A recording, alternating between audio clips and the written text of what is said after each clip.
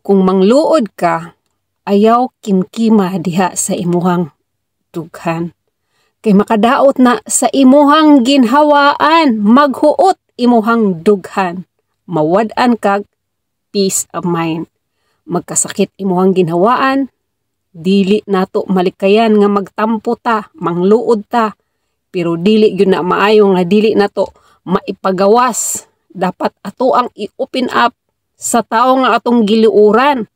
Likayan nga masulubaon ka diha sa imuhang pagpangluod.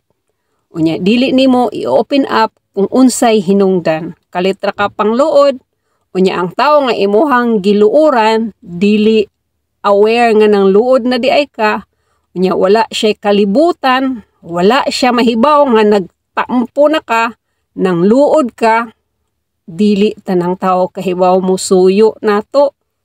Ikaw ra gyud nagpabugat sa imuhang gibati. Maghuot gyud imuhang dughan.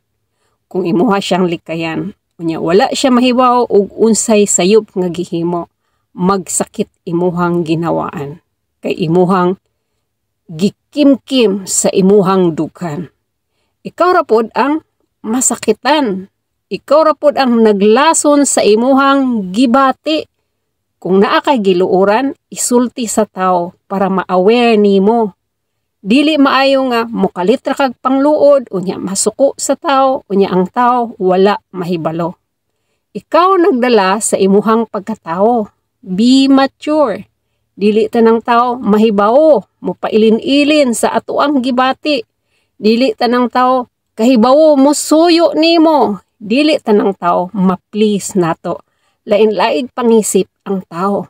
Ikaw ang pildi ug ikaw ra pod naglason diha sa imuhang gibati. Imuhang kaugalingon, ikaw ra pod masakitan. Ikaw ra pod ang nagdaot.